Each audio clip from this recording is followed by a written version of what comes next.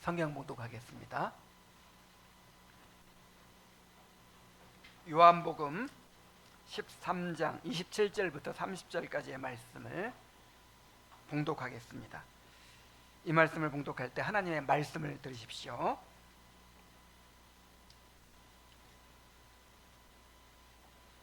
조각을 받은 후 곧 사탄이 그 속에 들어간지라. 이에 예수께서 유다에게 이르시되 내가 하는 일을 속히 하라 하시니, 이 말씀을 무슨 뜻으로 하셨는지 그 앉은 자 중에 아는 자가 없고, 어떤 이들은 유다가 돈꾀를 맡았으므로 명절에 우리가 쓸 물건을 사라 하시는지, 혹은 가난한 자들에게 무엇을 주라 하시는 줄로 생각하더라. 유다가 그 조각을 받고 곧 나가니 밤일러라. 아멘. 예수님은 가룟 유다가 자신을 배반할 것을 아시면서도 그를 끝까지 사랑하셨습니다. 주님은 그의 발을 씻어주셨고, 만찬 자리에서도 옆에 앉히시고 떡 조각을 직접 떼어주기까지 하셨습니다. 또한 그가 배반하게 될 것을 미리 그에게 알리시고 그의 양심을 깨우치셨습니다. 그러나 그는 끝내 주님을 배반하고 배도의 길을 선택하고 말았습니다. 성경이 가룟 유다의 이야기를 기록한 것은 단순히 한 사람의 비극적인 실패를 전하기 위함이 아닙니다. 주님을 믿는 모든 사람이 스스로를 돌아보고 경계하도록 하기 위함입니다. 우리 가운데 누구도 자신의 신앙을 스스로 확신할 수 없습니다. 오직 주님의 은혜가 우리를 붙들어 주실 때에만 우리는 배도의 위험에서 벗어날 수 있습니다. 그러므로 우리는 가룟 유다의 배도의 과정을 살펴보면서 우리도 우리 자신의 신앙을 진지하게 돌아보아야 합니다. 그리고 끝까지 우리를 붙드시고 지켜주시는 주님의 은혜를 더욱 의지하게 되어야 합니다. 지난 주일에 이 전반부를 설교했는데 말씀이 무거웠다고 하는 사람들이 몇몇 사람이 있었어요. 때로는 이렇게 좀 무거운 말씀을 들어야 됩니다. 오늘 말씀을 통해서 우리 신앙의 각성이 일어나게 되기를 바랍니다. 자, 먼저 끝내 어둠을 선택한 유다의 모습을 봅시다. 주님의 사랑과 호소에도 불구하고 유다는 회개하지 않고 끝내 배도의 길을 선택합니다. 27절에 보면 조각을 받은 후 곧 사탄이 그 속에 들어간지라. 이에 예수께서 유다에게 이르시되 내가 하는 일을 속히 하라 하시니. 그랬죠? 자, 2절에서는 마귀가 벌써 시몬의 아들 가룟 유다의 마음에 예수를 팔려는 생각을 넣었더니 라고 했는데, 자, 여기서는 뭐라고 했어요? 사탄이 그 속에 들어갔다 라고 말합니다. 이 두 표현은 유다가 타락해가는 과정을 보여줍니다. 자, 생각을 넣었다, 이 표현은 유혹의 상태를 가리키죠. 사탄이 바깥에서 이제 유혹하는 거예요. 그런 생각을 이렇게 집어넣는 것이죠. 던져 넣는 것이죠. 자, 그러나 사탄이 그 속에 들어갔다라는 표현은 이제 단순한 유혹의 단계를 넘어서 사탄이 그 마음에 깊이 자리를 잡고, 사탄이 준 생각이 깊이 자리를 잡고 그의 인격과 의지를 완전히 장악하게 된 상태를 의미합니다. 이 말씀은 죄가 어떻게 사람을 점점 더 깊은 타락으로 끌고 가는지를 보여줍니다.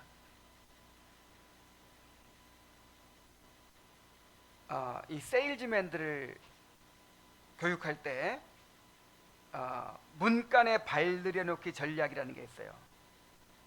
Put in the door 테크닉이라는 게 있어요.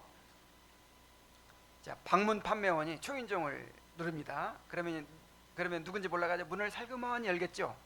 그럼 맨 먼저 발부터 딱 들여놓으라는 거예요. 이게 문간에 발 들여놓기입니다. 발 들여놓고 일단 뭐 물을 한 잔 달라고 하든지 일단 작은 부탁을 먼저 하는 거예요.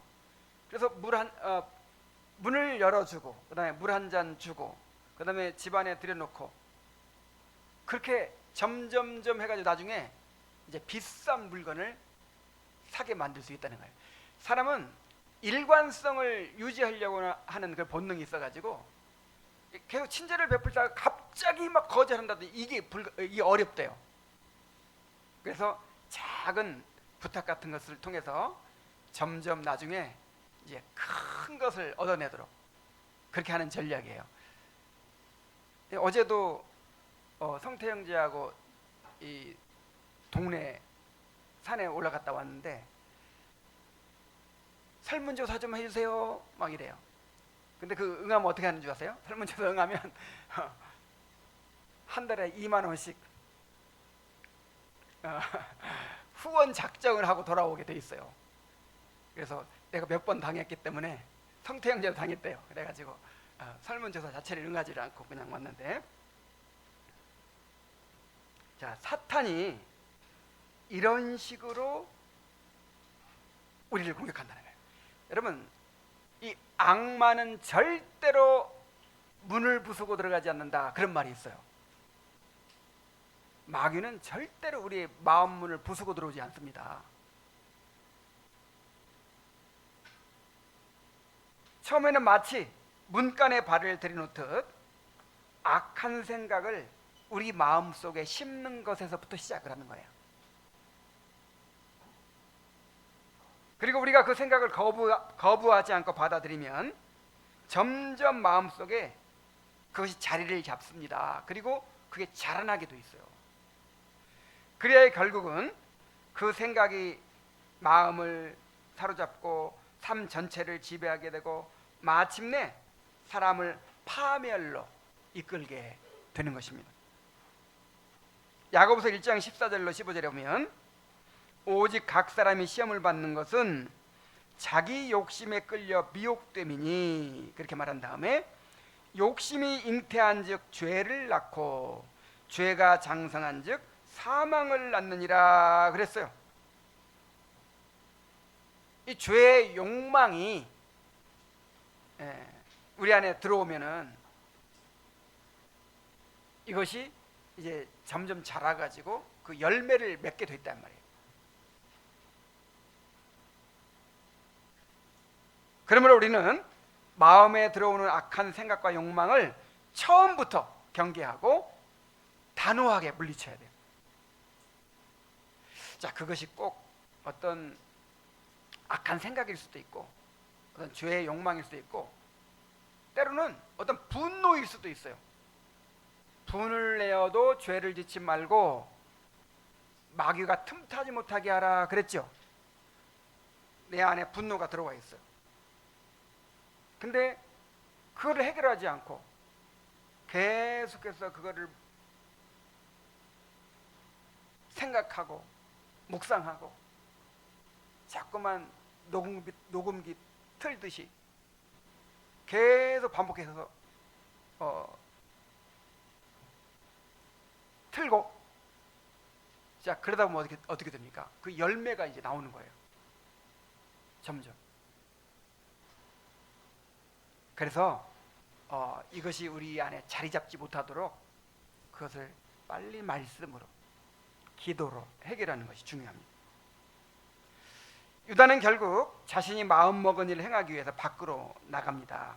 27절 하반절에 보면 이에 예수께서 이르시되 내가 하는 일을 속히 하라 하시니 유다가 그 조각을 받고 곧 나가니 밤일러라 그랬어요. 자, 주님께서 내가 하는 일을 속히 하라고 하신 것은 주님께서 그를 그의 악한 행위대로 내버려 두신 것을 의미합니다. 주님은 마지막까지 그에게 사랑을 베푸시고 양심을 깨우치시며 회개를 촉구하셨습니다. 그러나 유다는 끝내 자기 생각을 고집하고 돌이키지 않았습니다. 그러자 주님은 더 이상 그를 붙들지 않으시고, 그럼 네가 하고 싶은 대로 해라. 내가 하려고 하는 일을 속히 해라. 이렇게 말씀하신 거예요. 이것이 바로 죄인에게 임하는 가장 두려운 심판입니다. 성경은 이것을 버려두심, 유기라고 말하죠. 하나님께서 죄를 억제하시고 돌이키게 하시는 특별한 은혜를 거두시고 그 사람을 자기 마음의 완악함과 죄의 길에 그냥 내버려 두시는 거예요. 하나님께서 징계하시고 책망하시는 것은 아직 소망이 있는 거예요. 그러나 하나님께서 그 사람을 죄 가운데 그대로 버려두실 때 그 사람은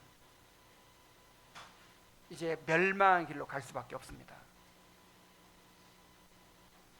그러므로 우리가 은혜를 남용하지 말아야 돼요. 이렇게 말씀을 통해서 계속 영혼을 깨우치실 때 계속해서 은혜의 수단을 허락하시고 그렇게 교훈하시고 책망하시고 권면하실 때 그 기회를 놓치지 말아야 돼요. 만약에 계속해서 거부하잖아요. 그럼 나중에 마음이 굳어져 가지고 더 이상 돌이킬 수가 없어요.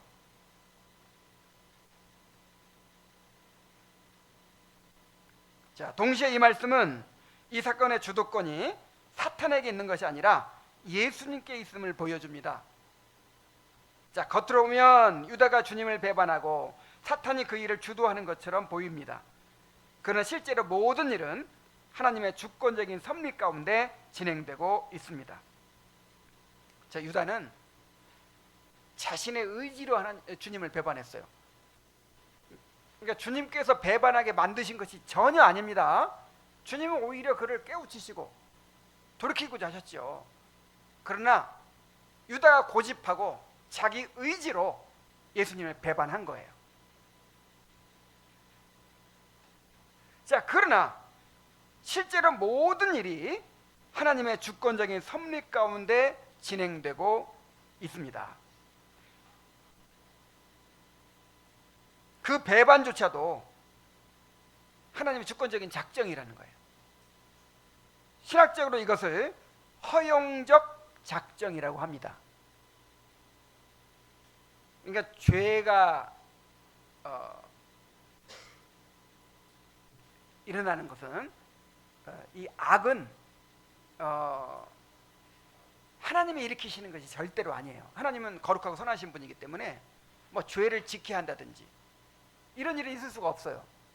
죄는 누가 짓는 거예요? 사람이 짓는 것이죠. 그런데 그조차도 작정 가운데서 하나님께서 이루시는 일이란 말이에요. 그래서 그것을 무슨 작정이라고 한다고요? 허용적 작정이라고 한다고요.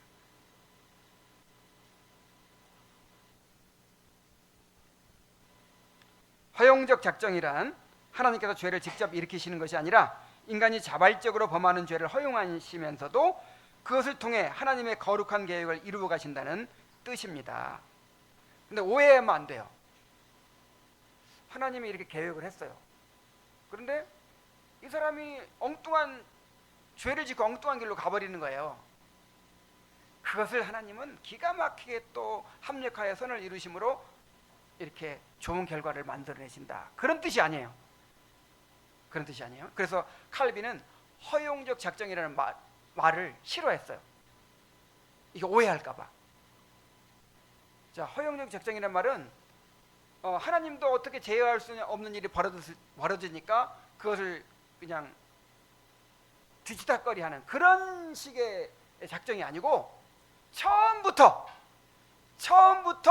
하나님께서 죄를 허용하실 작정을 하신 거예요. 처음부터 주도적으로. 그리고 그 죄를 통해서 오히려 선한 결과를 만들어내고자 주도적으로 계획을 하신 거예요.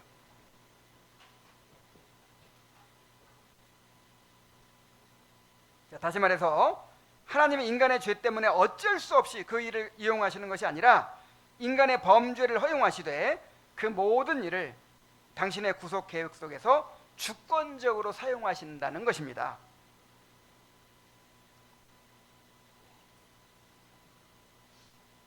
가룟 유다의 이야기는 우리 모두에게 주는 엄중한 경고입니다. 유다는 예수님과 가장 가까운 곳에 있었던 제자였습니다. 그는 3년 동안 주님의 말씀을 들었고 주님의 기적을 보았으며 주님과 함께 생활했습니다. 주님께로부터 병을 고치고 귀신을 내어 쫓는 능력까지 받았어요. 그럼에도 불구하고 그는 결국 배도자가 되었습니다. 이 사실은 우리에게 큰 경고가 됩니다. 교회 안에 있다고 해서, 교리를 많이 알고 종교적인 열심이 있다고 해서 반드시 안전한 것은 아닙니다. 예수님의 가장 가까운 제자도 떨어져 나갔습니다. 그렇다면 누가 나는 결코 흔들리지 않을 것이다 라고 자신할 수 있겠습니까? 성경은 선줄로 생각하는 자는 넘어질까 조심하라 그랬어요.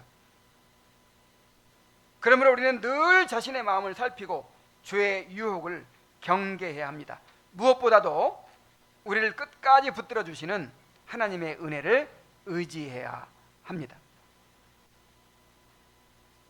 자, 그런데 놀라운 것은 아무도 가룟 유다의 배반을 마지막까지 눈치채지 못했다는 거예요. 다른 제자들은 그가 배반자가 될 것을 꿈에도 생각하지 못했습니다. 28절 30절에 보면 이 말씀을 무슨 뜻으로 하셨는지 그 앉은 자 중에 아는 자가 없고 어떤 이들은 유다가 돈꾀를 맡았으므로 명절에 우리가 쓸 물건을 사라 하시는지 혹은 가난한 자들에게 무엇을 주라 하시는 줄로 생각하더라 그랬어요. 자, 예수님께서 너희 중 하나가 나를 팔리라 그래 말씀하셨잖아요. 그러니까 12명 중에 한 명이 분명히 이제 배반자가 있다는 거죠. 그리고 누가 나갔어요? 유다가 나갔어요. 자, 그런 상황에서도 아무도 모르는 거예요. 그런 상황에서도 유다가 배반자일 줄은 누구도 생각할 수 없는 거예요. 그만큼 유다는 겉으로 보기에 신뢰받는 제자였어요. 대부분의 제자들이 갈릴리 출신이었던 것과 달리 유다는 유대 본토 출신이었어요. 그는 제자들 가운데서도 비교적 사회 경험과 능력을 갖춘 사람이었습니다. 그래서 예수님께 들어오는 헌금을 관리하는 돈꾀를 맡을 정도로 신뢰를 받고 있었어요. 자, 예수님께 들어오는 헌금이 얼마나 많았겠습니까?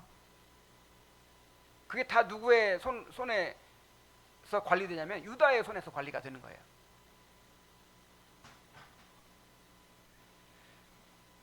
그래서 예수님께서 유다에게 네가 하는 일을 속히 하라 하고 말씀하시고 유다가 밖으로 나갔을 때도 아무도 의심하지 않는 거예요. 아, 예수님께서 무슨 시키신 일이 있나 보다. 6월절이니까 뭐 쓸 물건을 사라고 하시나 보다. 아니면 명절을 맞이해서 이제 구제를 하라고 하시나 보다. 다 이렇게 생각할 뿐이었어요. 우리가 외적인 모습만으로 참된 신앙을 판단할 수 없다는 사실을 이 말씀이 보여줍니다. 이 땅의 교회는 결코 참된 신자만으로 이루어지지 않습니다. 주님께서 그렇게 만드셨어요. 주님은 교회 안에 알곡과 가라지가 함께 자란다고 말씀하셨습니다.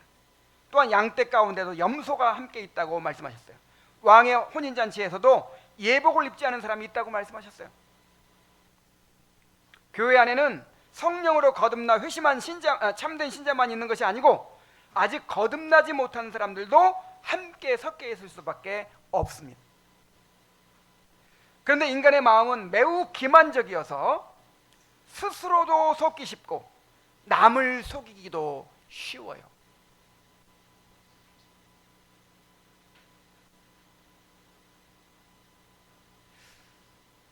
생각해 보십시오. 많은 사람들이 떠나고 진짜 제자들만 남은 것처럼 보였지만 그 12제자 가운데서도 거짓 신자가 있었어요. 우리는 누가 참된 신자이고 누가 위선자인지 확실하게 알 수가 없어요. 그러므로 우리는 자신의 신앙을 늘 살피며 진실한 믿음 가운데 서 있는지 점검해야 합니다.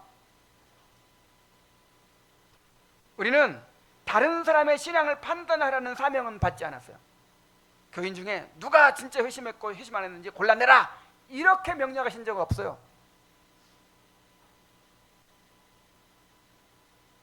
주님은 가라지를 뽑지 말고 추수 때까지 그대로 두라고 말씀하셨어요. 이 땅에 지상에 있는 교회는 마지막 심판 때까지 100% 순수할 수 없다. 그리고 함께 가라지와 알곡과 가라지가 양과 염소가 함께 자라게 하는 것이 하나님의 뜻이다. 이것이 너희의 성화를 위한 것이다. 이렇게 말씀하셨어요. 그래서 교회는 외적인 신앙 고백을 따라 세례를 베풀고 교회의 지체로 받아들여야 합니다. 우리는 외적으로 신앙을 고백하고 세례를 받은 사람들을 우리의 형제요 자매로 인정하고 사랑해야 돼요. 야, 내가 그렇게 사랑하는데 이 사람이 혹시 회심하지 않은 사람인지 몰라. 뭐 이런 의심을 하면 안 돼요. 일단 세례 받았으면, 일단 이 교회에 속해 있으면 무조건 하나님의 자녀로 인정하고 우리 목숨을 다해서 사랑해야 돼요. 자, 그러나 자신의 신앙을 살피라는 명령은 분명히 받고 있어요. 바울 사도는 이렇게 권면합니다. 고린도서 13장 5절에 너희가 믿음 안에 있는가 너희 자신을 시험하고 너희 자신을 확증하라. 자, 우리는 다른 사람의 영혼에 대해서는 알 수 없지만 자신의 영혼에 대해서는 하나님 앞에서 반드시 살펴야 돼요. 여러분은 정말로 회심한 성도입니까? 그리스도의 피로 죄 사함 받고 의롭다 하심을 받았습니까? 성령으로 거듭나서 새 생명을 얻고 새 마음을 소유하고 있습니까? 우리 모두가 자신을 시험하고 확증해야 합니다. 그래야 구원의 확신과 기쁨 가운데서 주님을 섬기게 되어야 합니다. 사도 베드로도 이렇게 권면했어요. 베드로후서 1장 10절에 그러므로 형제들아 더욱 힘써 너희 부르심과 택하심을 굳게 하라. 너희가 이것을 행한즉 언제든지 실족하지 아니하리라. 더욱 힘써서 뭘 하라고요? 부르심과 택하심을 굳게 하라. 이 더욱 힘쓰라는 것은요, 믿음의 덕의 지식을 지식의 형제 우애를 형제 우애의 사랑을 뭐 이렇게 성화의 열매를 맺으라는 거예요. 성화의 열매를. 이것이 감나무인지 사과나무인지 겨울에는 잘 알 수가 없어요. 이파리도 없고 열매도 없으니까. 그런데 언제 알 수 있나요? 열매가 맺히는 걸 보고, 감이 맺히는 걸 보고 감나무구나, 사과가 맺히는 걸 보고 사과나무구나 이렇게 알 수 있어요. 그래서 내가 지금 진짜 포도나무이신 예수님께 붙어있는 참된 가지인지 알려면 어떻게 해야 돼요? 성령의 은혜를 힘입어서 열매를 맺어야 돼요. 열매를. 그리고 열매가 맺어질 때 내가 주님의 몸에 붙어있는 참된 가지구나, 이것이 드러난단 말이에요. 그런데 이 말을 덧붙입니다. 너희가 이것을 행한즉 언제든지 실족하지 아니하리라. 이제 어떻게 하면? 부르심과 택하심을 굳게 하기 위해서 힘쓰는 사람은 어떻게 하지 아니하리라? 이 사람은 멸망받지 않는다. 여기서 실족한다는 말은 이제 이 구원에서 떨어져 나간다는 뜻이에요. 자기의 부르심과 택하심을 자기 영혼을 늘 살피면서 자기 영혼을 살피면서 부르심과 택하심을 굳게 하기 위해서 힘쓰는 사람은 분명히 이 사람은 거듭난 사람이에요. 그래서 이런 사람은 절대로 멸롱받지 않는다 이 말이에요. 그리고 이것이 성화의 과정입니다. 여러분, 힘써 부르심과 택하심을 굳게 하고 있습니까?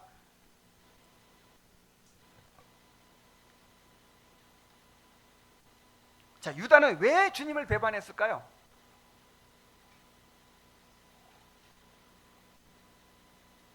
유다가 처음부터 내가 예수님을 팔아넘겨야지 이러고 예수님 믿었을까요? 전혀 그렇지 않습니다. 처음에는요, 순수한 마음으로 예수님을 따른 거예요. 주님이 제시하신 하나님 나라에 대한 꿈을 품고 모든 것을 버리고 주님을 따랐습니다. 자, 그런데 어떻게 예수님을 배반하는 사람이 되었을까요?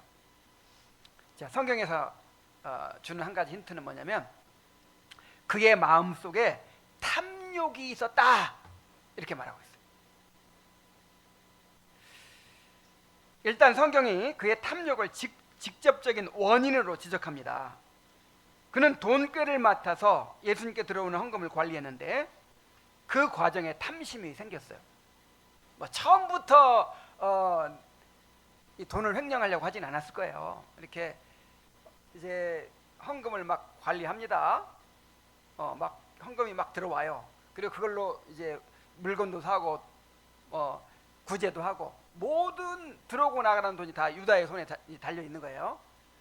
그러다 보니 처음에는 그냥 계산을 그냥 대충 하는 것에서부터 시작해가지고 조금씩 이렇게 자기 유익을 취하기 시작해가지고 이제는 아예 그냥 점점 습관이 든 거예요. 그래가지고 들어오면 그 중에 얼마를 훔쳐가고 들어오면 얼마를 훔쳐가고 이런 식으로 점점 탐욕이 자라나기 시작합니다. 요한복음 12장 4절로 6절에 보면 제자 중 하나로서 예수를 잡아줄 가룟 유다가 말하되 이 향유를 어찌하여 300데나리온에 팔아 가난한 자들에게 주지 아니하였느냐 하니 이렇게 말하면 가난한 자들을 생각함이 아니요 그는 도둑이라 돈꾀를 맞고 거기 넣는 것을 훔쳐가밀러라. 자, 그리고 이러한 탐욕이 점점 커져서 결국 돈을 받고 예수님을 팔아넘기기에 이르게 되었습니다. 마태복음 26장 14절로 15절에 보면 그때 12 중 하나인 가룟 유다라 하는 자가 대제사장들에게 가서 말하되 내가 예수를 너희에게 넘겨주리니 얼마를 주려느냐. 이야, 먼저 가서 흥정을 해요. 먼저 가서.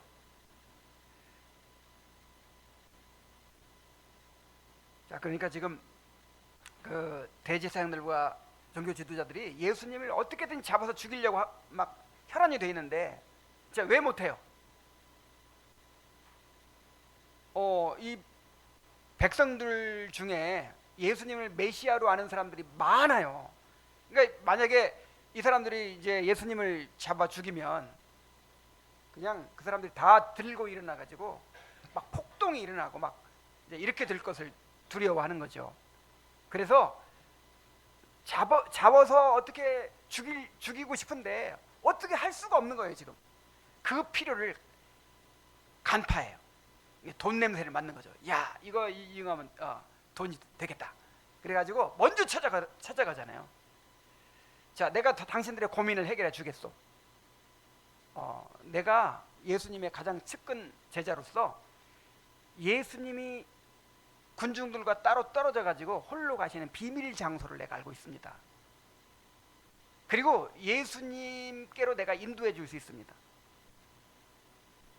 자, 이렇게 먼저 흥정을 제안해 가지고 얼마 받았어요? 은 30을 받았어요. 은 30 세겔이죠, 세겔. 그래서 이제 그 약속대로 예수님께서 비밀 장소 이 겟세마네 동산에서 기도하시는 그 장소로 이제 대제사장들의 하속들을 안내하죠. 그리고 깜깜한 밤인데 누가 누군지 알아요. 자, 내가 그 당시 사람들은 이제 입맞춤으로 인사했거든요. 내가 입맞추는 사람이 예수니까 그 사람 잡으면 됩니다. 이렇게 약속을 해가지고 예수님께 가가지고 입을 맞추잖아요. 그래가지고 예수님을 넘겨줍니다. 가룟 유다의 타락은 우리 안에 있는 죄된 욕망을 다스리는 일이 얼마나 중요한지를 분명하게 보여줍니다. 해마다 일어나는 거대한 산불도 처음에는 작은 담뱃불에서 시작되는 경우가 많죠. 지난번에 있었던 큰 산불은 옷에 이 털이 나가지고 그거 이렇게 태우려고 불을 켰다가 그것 때문에 그렇게 산불이 크게 났다고 해요. 가룟 유다도 처음부터 예수님을 팔 생각을 한 것은 절대 아니었겠죠. 그런데 마음속에 자리 잡은 작은 탐심이 점점 자라나서 결국 예수님을 배반하는 자리까지 나아가게 된 것입니다. 그러므로 우리도 마귀에게 틈을 주지 않도록 처음부터 죄를 다스려야 돼요. 숯불을 품에 품고서야 옷이 어떻게 타지 않겠느냐? 잠언 기자는 이렇게 말합니다. 그래서 존 오웨는 이렇게 말했어요. 죄를 죽이라. 그렇지 않으면 죄가 너를 죽일 것이다. 자, 그런데 그래도 좀 미심쩍어요. 석연찮아요. 가룟 유다가 예수님을 판 이유가 순전히 탐욕 때문이라고만 하기에는 좀 석연찮죠. 자, 가룟 유다가 받은 돈이 얼마라고요? 30세겔. 그게 노동자의 4개월치 임금에 해당한다고 합니다. 우리 돈으로 얼마쯤 될까요? 당시는 임금 수준이 굉장히 낮았잖아요. 그러니까 많아야 500만 원에서 1000만 원 정도예요. 그리고 500만 원에 1000만 원 정도, 이걸로 팔자 고치겠습니까? 그래서 이 돈 가지려고 자기 스승을 3년 동안 자기가 따랐던 스승을 그렇게 죽이라고 넘겨줄 수 있을까요? 그 정도 막 돈에 눈이 멀고 막 헌장한 사람이었을까요? 자, 유다가 나중에 어떻게 합니까? 예수님께서 무력하게 체포되셔가지고 재판을 받으시는 모습을 보고 양심의 가책을 느낍니다. 그리고 그 돈을 가지고 제사장들에 가요. 돌려줘요. 그 돈을. 그러면 내가 무지한 자를 팔아두다. 그러니까 대제사장들이 이거를 받아주질 않습니다. 이제 네가 책임져라 하고 받아주질 않아요. 그래서 좌절해가지고 절망해가지고 자살을 하게 되잖아요. 그래서 이런 모습을 보면 꼭 그냥 돈에만 눈이 멀어서 그런 것 같지는 않단 말이에요. 그래서 한 가지 아주 이거는 이제 성경에 나와 있지 않지만 우리가 충분히 추론할 수 있는 한 가지 원인은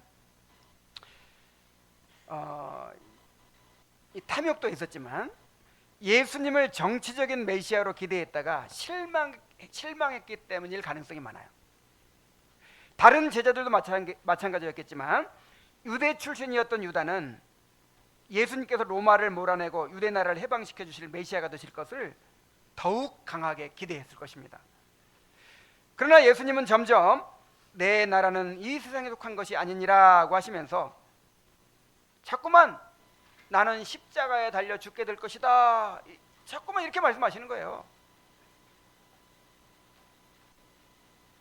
그가 보기에 예수님은 왕이 되실 생각도 없고 로마와 싸우실 생각도 전혀 없어 보였습니다.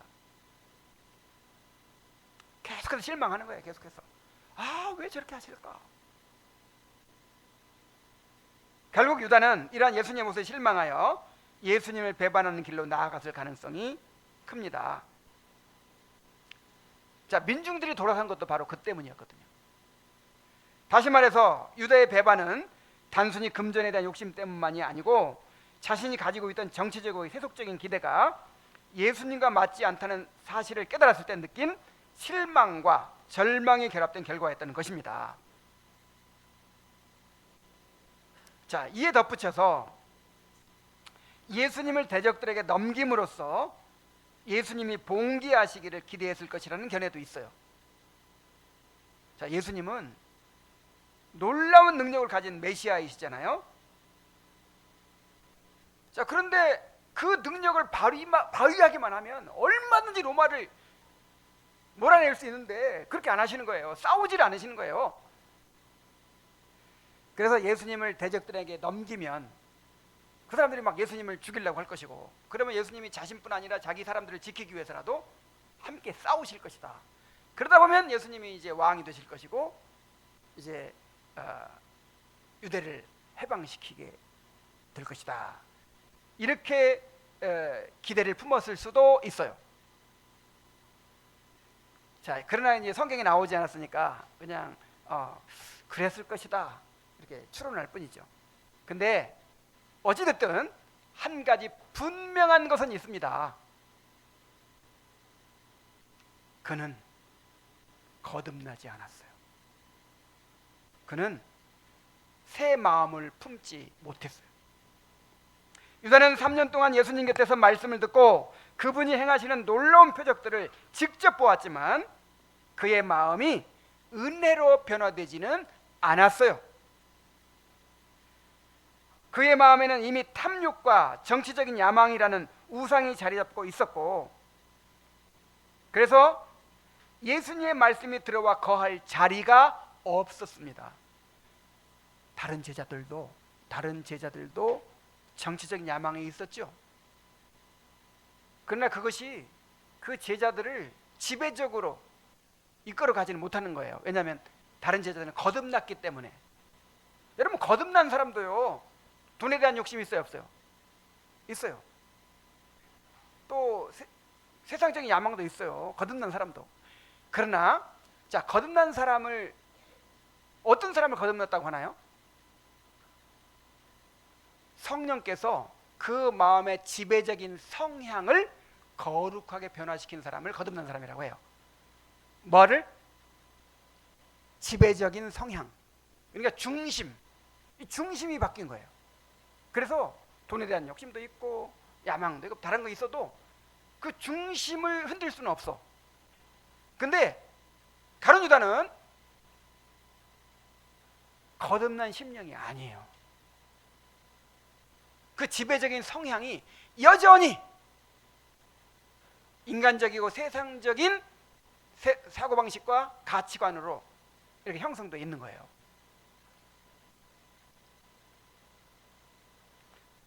그래서 하나님의 말씀이 들어와, 예수님께 전하시는 말씀이 들어와서 자리를 잡을 수가 없어요. 겉으로는 예수님을 따르는 제자였고 종교적인 열심도 있었습니다. 그러나 자신의 죄를 깨닫고 회개하는 심령은 없었습니다. 그의 말과 행위 속에서 은혜의 열매를 찾아보기가 어려웠어요.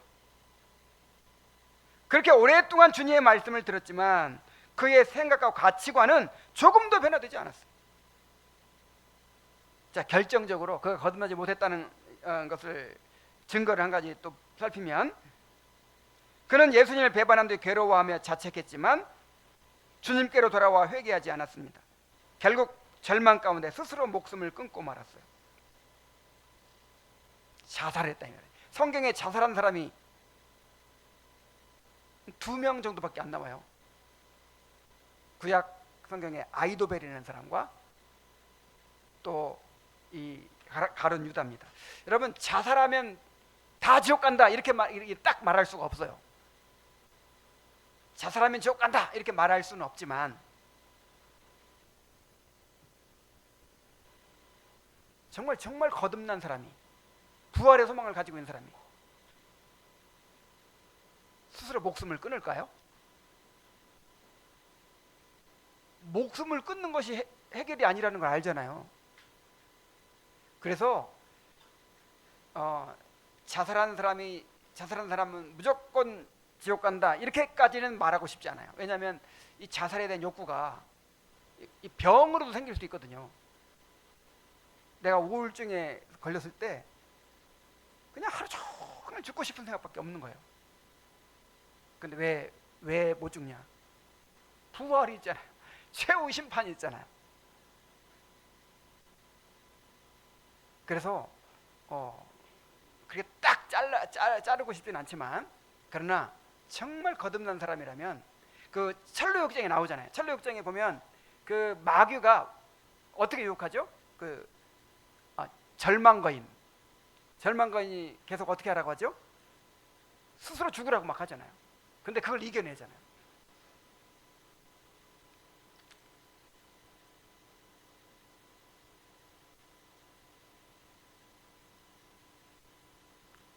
그래서 유다는 겉으로는 제자였지만 마음이 변화되지 않은 사람이었다. 그는 외형적으로는 제자였으나 내적인 믿음과 회개가 없는 명목상의 신자에 불과했다라는 것을 알 수 있는 것이죠. 오늘날 교회 안에도 이렇게 구원의 은혜가 없는 사람들이 있어요.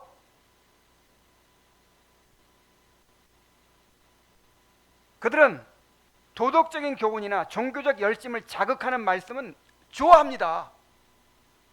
그러나 죄에 대한 각성과 회개, 거듭남과 회심, 하나님을 갈망하고 즐거워하는 것과 같은 영적인 메시지에는 관심이 없어요. 성경 지식은 많고 종교적인 열심도 있을 수 있습니다. 그러나 죄에 대한 깊은 각성이 없고 애통하며 회개하는 마음도 없으며 하나님의 은혜를 간절히 사모하는 마음도 없습니다. 그래서 말씀을 아무리 많이 들어도 생각과 가치관이 변화되지 않습니다. 여전히 인간적인 생각을 앞세우고 세속적인 가치관이 그 마음을 지배합니다. 어떤 때는 마음이 뜨거워질 수도 있어요. 죄를 각성할 수도 있어요. 그러나 그것이 오래가지 못합니다. 돌밭에 떨어진 씨앗처럼 잠시 싹이 나는 듯 하다가 곧 시들어 버립니다. 결국 신앙생활은 점점 피상적이고 형식적인 모습으로 흘러가게 됩니다. 그래서 저는 아무리 지금 열심히 있고 아무리 의무를 다 잘하는 것 같고 해도 말씀에 은혜 받지 못하고 있는 사람은 나는 마음을 놓을 수가 없어요.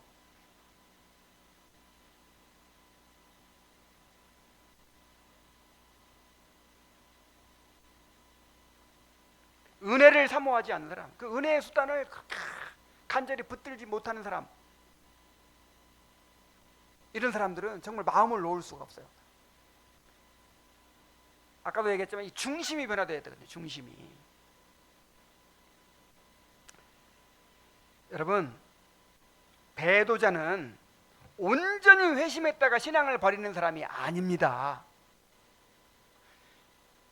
진정으로 회심한 사람이, 믿음을 가진 사람이 배도할 수 있어요, 없어요? 없어요. 불가능해요. 배도자는 어떤 사람이 배도자냐면 거의 구원의 문턱까지 갔다가 미끄러진 사람이 배도자입니다. 그러니까 아예 그냥 이 바깥에서 아예 그냥 이 신앙생활을 안 하는 사람, 이런 사람은 배도자가 될 수가 없죠. 그리고 완전히 거듭난 사람도 배도자가 될 수 없죠. 어떤 사람이 될 수 있다고요? 거의 구원받을 뻔한 사람, 이런 사람이 배도자가 될 수 있어요. 배도자가 되는 거예요. 자, 히브리서는 이런 사람들을 이렇게 설명합니다. 자, 잘 보세요. 한 번 빛을 받고, 자, 빛을 봤어요, 못 봤어요? 빛을 받았어요. 하늘의 은사를 맛보고, 뭘 맛보고? 하늘의 은사까지 맛봤어요. 또 성령의 참여한 바 되고, 우와, 성령의 감화를 받은 거예요. 또 하나님의 선한 말씀과 내세의 능력을 맛보고도 말씀의 은혜도 받아요. 말씀의 은혜를 받고 막 나누기도 해요. 그리고 내세의 능력까지 맛봐. 아, 이게 정말 인간 세상에서는 맛볼 수 없는 그런 은혜다, 이런 것도 깨달아요. 그러면서도 타락한 자들은, 자, 그러면서도 이렇게 가룟유다처럼 미끄러진 자들이 있단 말이에요. 거의 구원받을 뻔했는데 미끄러진 사람들이 있단 말이에요. 이런 사람들은 다시 새롭게 하여 회개하게 할 수 없나니 이는 그들이 하나님의 아들을 다시 십자가에 못 박아 드러내놓고 욕되게 함이라 그랬어요. 자, 이 가룟 유다 같은 사람 말하는 거예요. 그렇게 막 성령의 감화를 받고 말씀의 은혜를 받고 그냥 내세 능력을 맛보고 그렇게까지 했는데 배도했잖아요. 자, 이 사람은 다시 회개케 할 수 있어요, 없어요? 불가능해요. 왜 불가능합니까? 복음의 진리를 충분히 알고 성령의 감화를 경험했으면서도 그것을 의도적으로 부인했기 때문이에요. 의도적으로 거부하기 때문이에요. 히브리서 10장 26절에 우리가 진리를 아는 지식을 받은 후에 짐짓 죄를 범한즉, 자, 어떻게 죄를 범한즉? 이게 뭘 말하는 거냐면, 자, 우리가 진리를 아는 지식을 받은 후에 짐짓 죄를 범한즉 다시 속죄하는 제사가 없다. 이게 이제 히브리서 6장 4절 6절의 말씀과 똑같은 말씀인데, 지금 히브리서 독자들이 누구죠? 유대인 출신 그리스도인들에 대해 주신 말씀이죠. 이 사람들이 처음에는 말씀을 받고 막 은혜를 받았단 말이에요.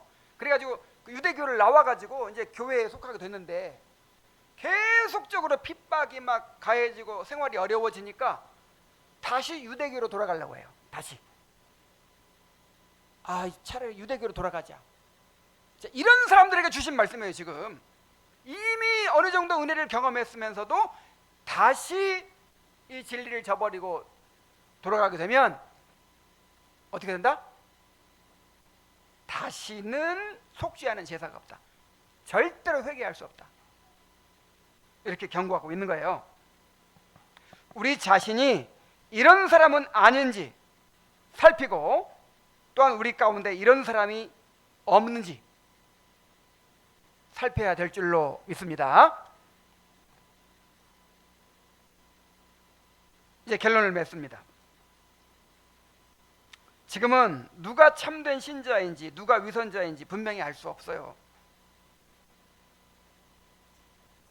그러나 언젠가 반드시 드러나게 되는 날이 옵니다. 주님께서 다시 오실 때 알곡과 쭉정이를 가르칠 것입니다. 양과 염소를 나누실 것입니다. 예복을 입은 자와 입지 않은 자를 구별하실 것입니다. 그날에 누구도 이렇게 말할 수 없어요. 나는 택함받지 못해서 회개하지 못했습니다. 자, 이렇게 말할 수 있는 사람은 아무도 없어요. 그 책임이 누구한테 있다고요? 나한테 있다고요. 나한테. 내가 거부했기 때문이고 내가 마음을 완악하게 했기 때문이고 내가 받아들이지 않았기 때문이에요.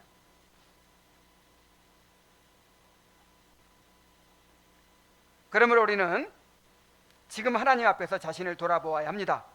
나는 정말로 거듭난 사람인가? 나는 정말로 예수 그리스도를 믿는 사람인가?